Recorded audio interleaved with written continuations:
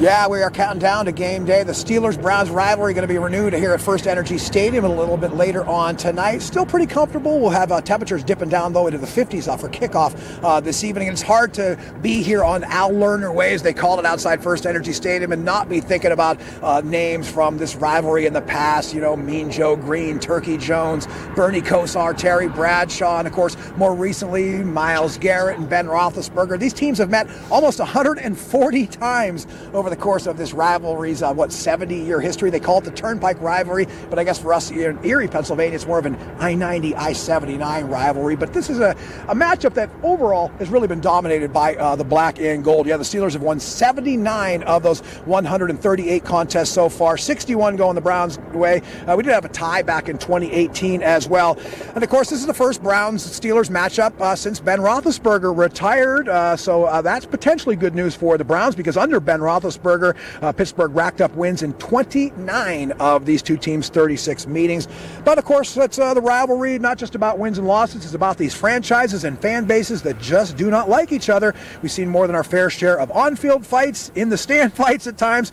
We actually caught up with one of Erie's more high-profile Cleveland Browns fans, Erie Mayor Joe Schember, talking about how he became a fan of the Browns watching black and white games back in the day.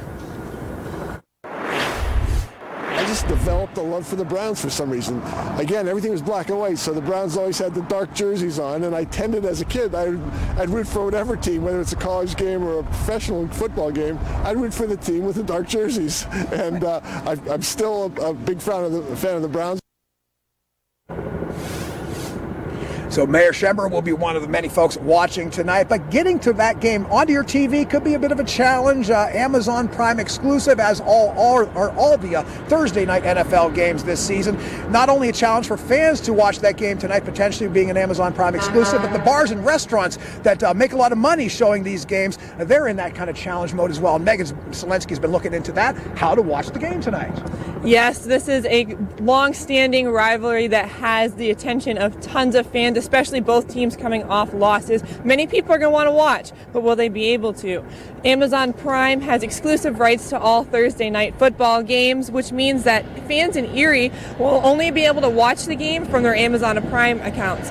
But if you do have DirecTV, depending on your package, you may have access to that Amazon Prime channel.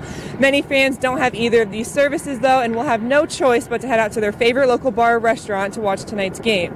Coach's is one of the many bars already prepping for tonight's game in Erie, and bar manager Jeff Barber is excited about the high turnout for this long-standing rivalry game. Luckily, we were fortunate enough, DirecTV gives us a Prime channel, so we just put the channel on and the game's ready to go. Jeff says over the past few days he's already had tons of reservations and calls requests coming into the bar. So if you're going out tonight to watch the game at one of your local restaurants, make sure to plan accordingly. Live from Cleveland, Brissa, back to you.